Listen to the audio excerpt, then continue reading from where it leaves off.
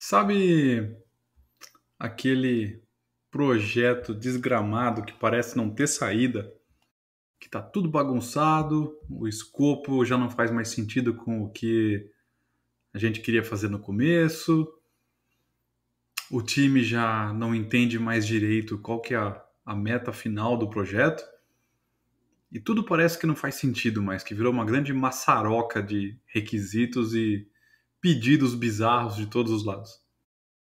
Esse projeto ainda tem jeito. Vamos conversar hoje sobre alguns tipos de resgates de projetos e que tipos de projetos se encaixam com quais tipos de resgate. Vamos lá?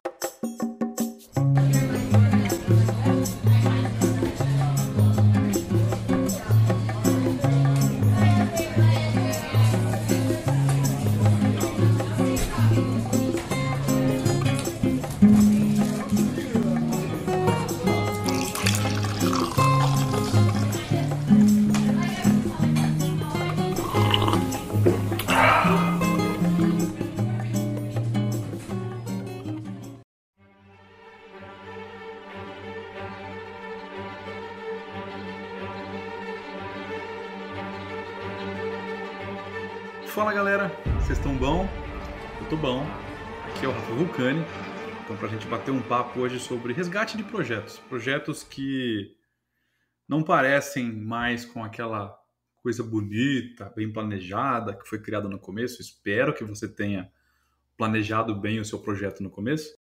E viraram aí uma grande massa de requisitos, de pedidos, de desejos, de tudo quanto é canto da empresa. E parece que nada faz sentido mais, que virou um grande. Todo mundo se perdeu com relação ao que estava sendo feito no começo, a meta não é mais a mesma, tudo já foi transformado, o cronograma e a verba, então, foram para o espaço, né? Estão lá na estratosfera. Ah, e aí tem algumas técnicas para o que a gente chama de resgate de projetos. Tem treinamento aí, se você procurar online, que só trata desse assunto. E como é que a gente consegue entender que um projeto precisa de resgate para começar a história? E depois, que tipo de ações a gente pode tomar para recuperar um projeto, para trazer ele de volta no eixo, ou se não for trazer de volta ele no que era a ideia original, pelo menos colocar alguma ordem na casa e conseguir reagrupar ali os pacotes de trabalho, reorganizar um cronograma que faça sentido, ser transparente com a nossa verba, o quanto já estourou, o que dá para ser feito ainda, se tem alguma contingência ou não que a gente ainda pode usar. Enfim, ajudar a gente a reorganizar a estrutura para revitalizar esse cara e trazer ele de volta à vida, esse projeto que virou um zumbi, que está aí caminhando, gemendo todo dia, toda reunião de requisito e de follow-up é um sofrimento que não acaba, aquela uma hora e meia, com gente pedindo coisa nova e em cima de um monte de coisa que já está atrasada. Eu sei que você já passou por isso. Acho que todo mundo já passou por um projeto que o que a gente chama normalmente de scope creep, né? Que é o termo mais comum, que é quando o escopo já se perdeu, ele virou aquela criatura disforme, cheia de desejos e vontades perdidas que estão só se empilhando uma em cima da outra e nada de fato sai, nada que agregue valor no que é o desejo do cliente final, interno ou externo à sua empresa, nada caminha mais. Então o que a gente faz? Primeiro, vamos lá, vamos entender se esse projeto precisa de resgate ou não. Então tá, como é que eu sei que um projeto precisa ser resgatado? Que eu tenho que ligar qual que é o número? O 911 nos Estados Unidos e o 190 no Brasil, número da emergência, né?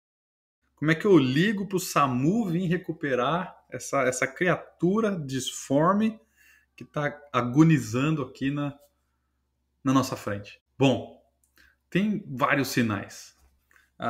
O sinal mais comum, que a gente mais discute em treinamentos, em palestras por aí, é o que a gente chama de scope creep, que a gente já mencionou aqui no Meu Café Primeiro várias vezes. O scope creep, ele é uma situação onde o escopo original do projeto se perdeu. Simples assim.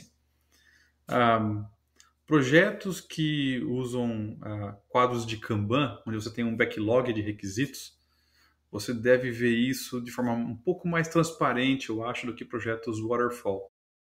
Mas projetos waterfall também têm seus mecanismos ali no sistema de gestão de mudanças. A gente vai falar deles daqui a pouco. Mas o quadro de Kanban ele permite você adicionar novos requisitos nesse quadro e é fácil perder o controle. Se você não usa algumas ferramentas do Scrum, como a votação de quais são os cartões mais importantes, ou se as histórias, né, do produto pelo Product Owner não são bem elaboradas e você começa a criar histórias paralelas que vão só pedindo mais requisitos, coloca esse feature a mais, coloca essa função a mais no nosso sistema, mas isso não agrega valor no produto final. A gente já perdeu de longe o senso de MVP, né, que é o Minimum Viable Product, que é implementar o mínimo que é necessário para eu poder chegar à reta final, logo à linha de chegada, e depois voltar fazendo melhorias. Então isso tudo se perdeu. Eu tenho lá um monte de requisito que já não fazia parte do escopo original do projeto.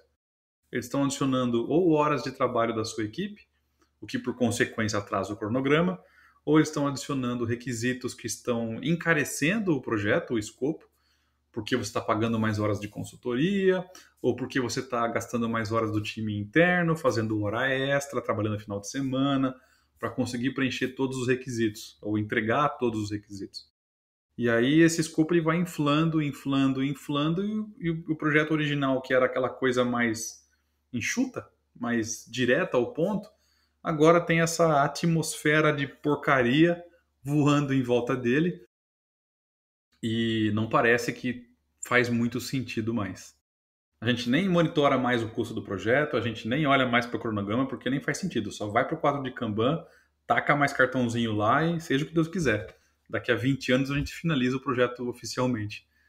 Então, esse é um dos sinais, talvez o mais claro, o mais gritante, que é o escopo, ele virou essa aberração. Você tem um problema de scope creep.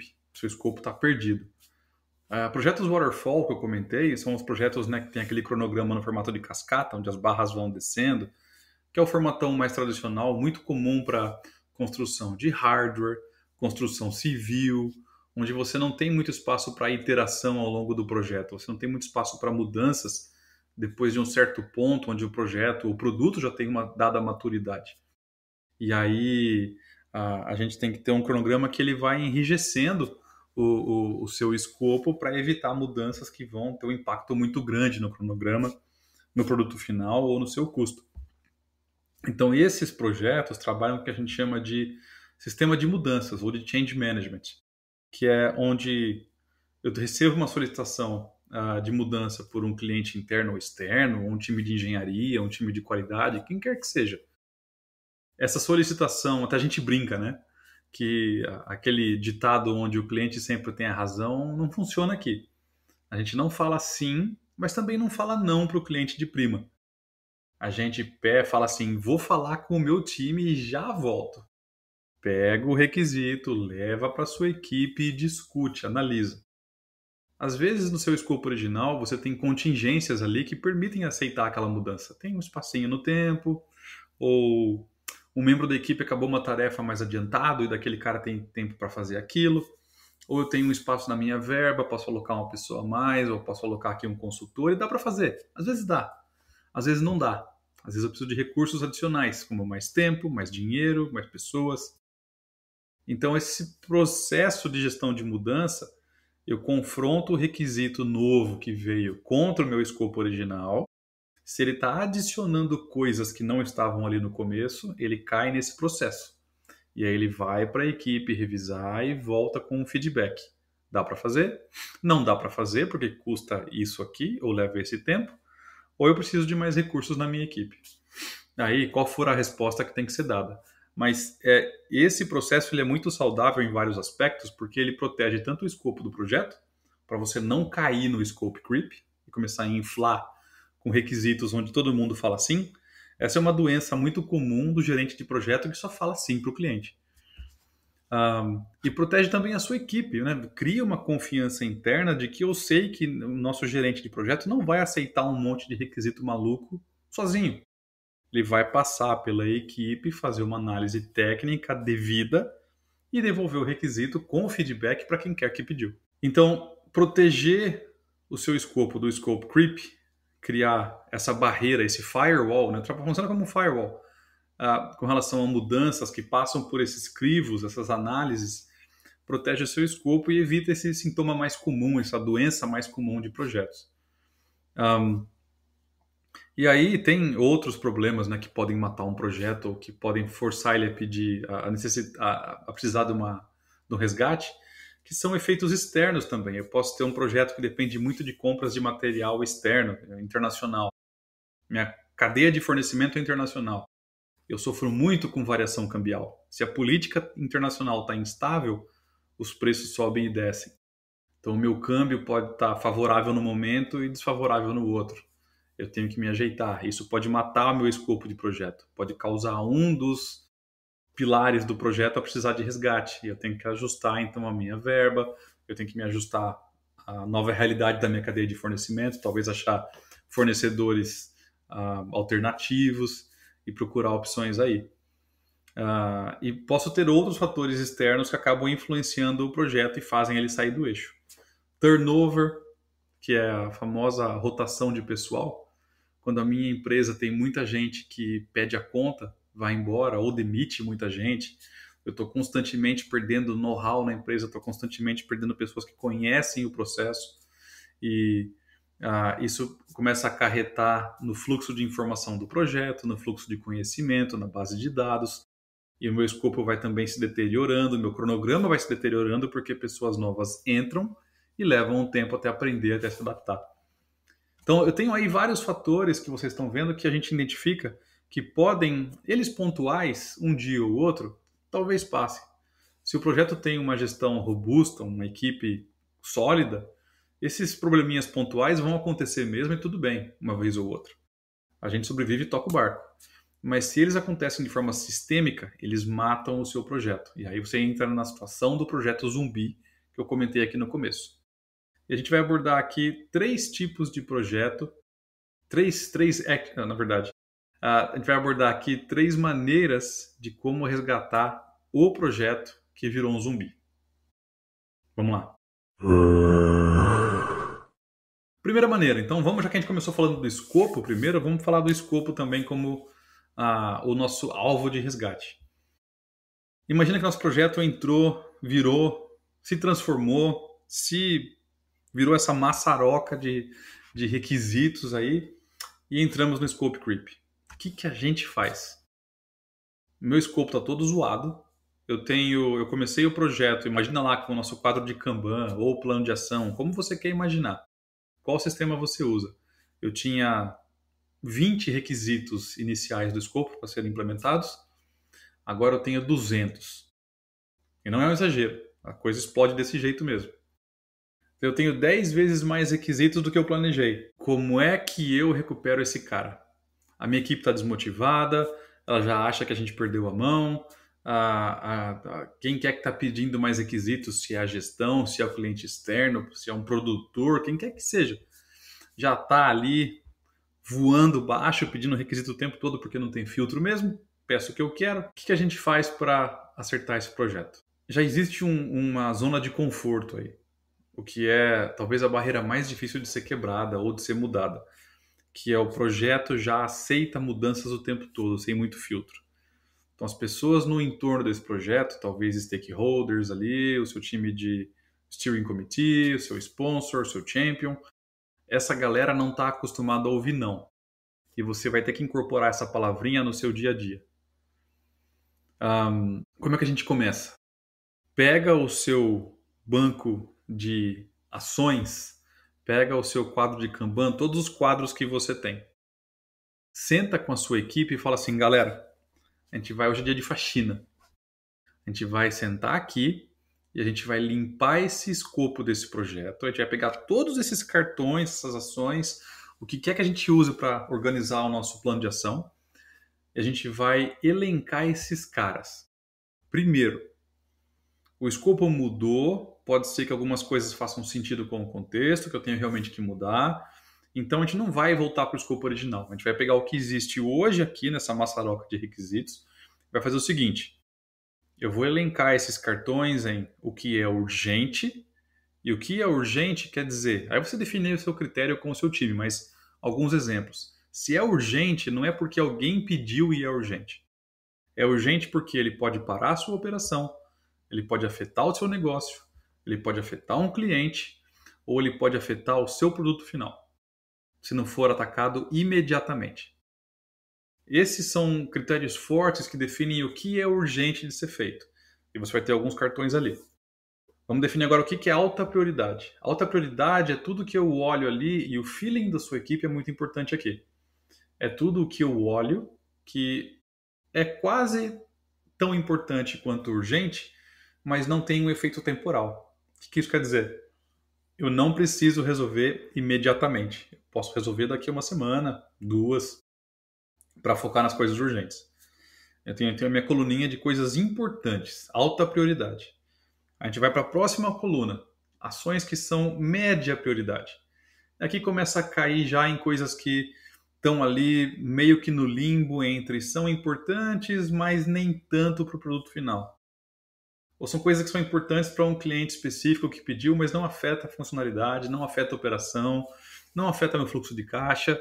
São coisas que eu posso sobreviver mesmo que não sejam implementadas. Então elas ficam ali no meio, média prioridade.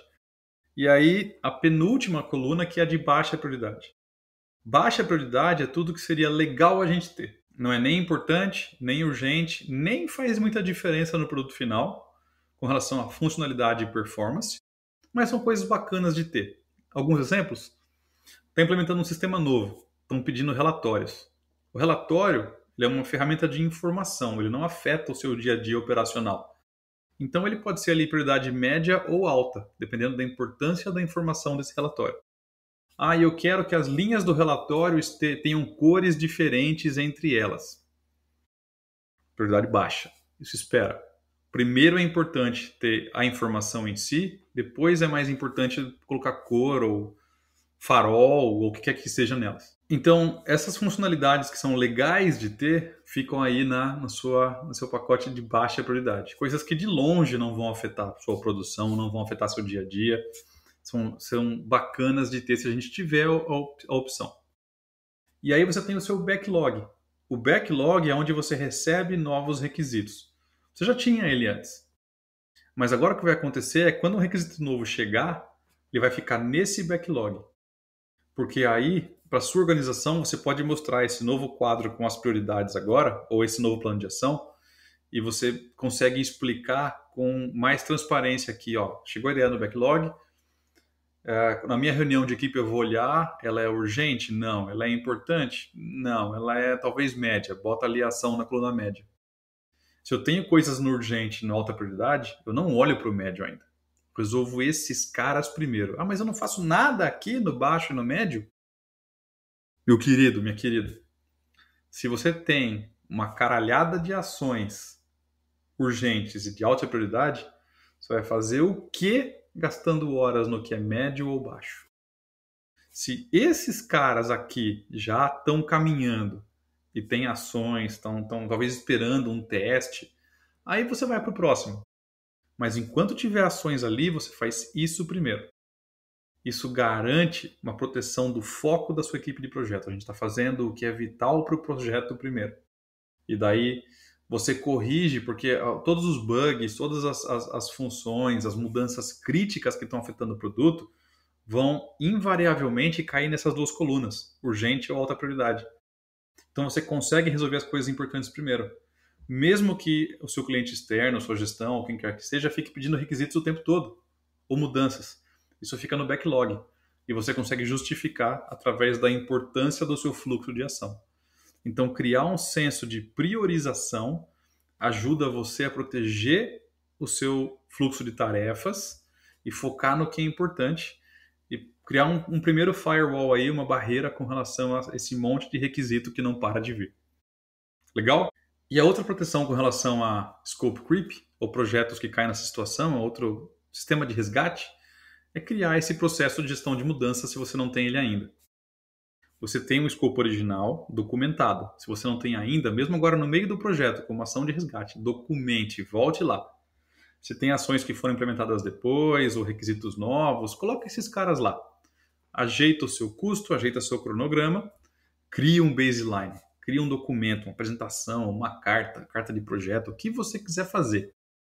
E formaliza isso com o seu time de Steering Committee, que são gestores focados direto nesse projeto. Galera, esse é o novo baseline atualizado, hoje. Esse cronograma, essa verba, esse escopo, é isso que a gente vai fazer. Beleza? Beleza. Amanhã chegou uma mudança, porque alguém pediu, porque um fornecedor deu pau, porque um custo de material aumentou, o que quer que seja. Coloca isso no seu ciclo de change management, de gestão de mudança. Isso cai para a sua equipe, vocês fazem uma análise do que dá para ser feito, lança algumas propostas, leva para o seu steering committee ou para o seu comitê de gestão de mudança, aprova condicional, recusa e toma a decisão. Mas todo mundo participou. E esse processo, essa burocracia adicional, protege o seu escopo de mudanças malucas.